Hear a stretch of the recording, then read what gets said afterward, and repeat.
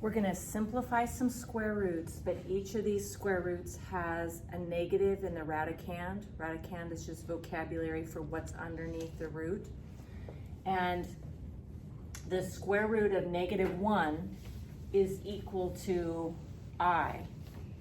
The way that I think about it though is if you have a negative underneath the root, it's gonna come out of the root and then it's gonna turn into an I.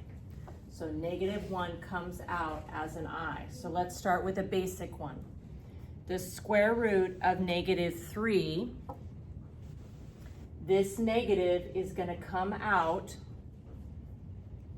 and it's coming out as an I. The 3 is still in there.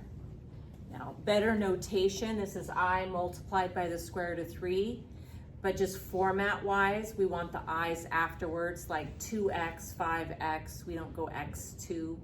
Okay, so then I'm gonna just rewrite that, and it's the square root of 3i. If you have poor handwriting, please be careful, because you don't wanna make the I look like it's underneath the root. It's off to the side. So that root stops and the I is off to the side.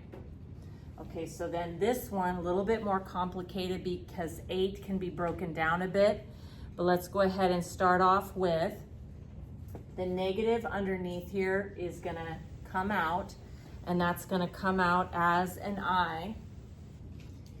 You'll combine some of these steps, I'm sure, as you get going, but just taking it one step at a time, I realize that the 8, if I make a factor tree for it, 8 is 2 times 4, and the 4 is 2 times 2. So that means that the 8 is 2 times 2 times 2. We've simplified some fraction or some roots before. So this is just a reminder that when I want to simplify, I'm looking for 2 of a kind. And so I have a pair of 2's, and if you have 2 of a kind, you get to take a single number out. So I'm gonna be taking out a single 2 because there's a pair, and that 2 right there doesn't pair up with anything, so it's trapped. Okay, so I now have an I out there and a 2 out there, and I still have a 2 trapped underneath the root. Now the final way I want to write my answer is I want to put the I in the back. This is I multiplied by 2 multiplied by root 2. So I'm going to say 2 multiplied by root 2 multiplied by I. Okay, so then let's go back to an easy one just to make sure that we're on track. So this one here, the negative comes out, so that comes out as an I. And then I don't like that I in front, so I'm going to write that as the square root of 7i. Okay, now adding in another little bit, what if there was a negative on the inside? This is not like negative is a positive. This negative out front is the same thing as -1 multiplied by the square root of -3. So this negative on the inside is going to come out as an I.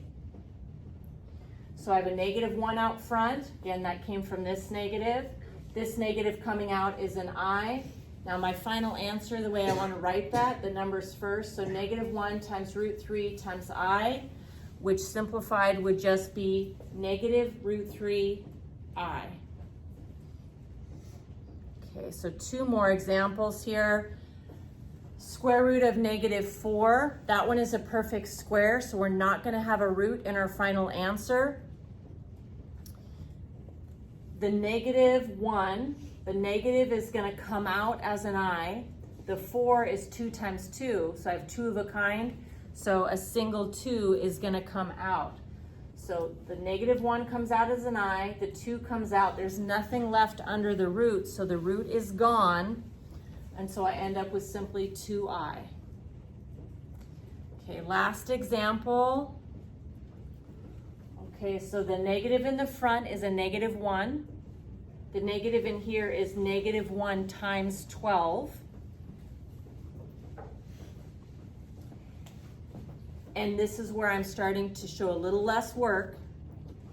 Negative, -1, -12 is -1, and then the 12 is 4 times 3, and the 4 is 2 times 2 times 3.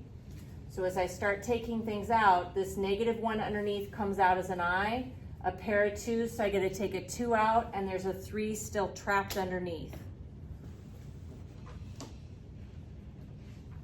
Okay, so there's my -1 that was originally there. The -1 there came out as an I, a pair of 2s, a 2 came out, and then the 3 still trapped. My final answers, I'm going to put the I in the back. -1 times 2 is -2. So I have -2 times I times √3. But reordering that and putting the I at the end. Again, just make sure that that root symbol stops and you have your I off to the side. It's not under the root.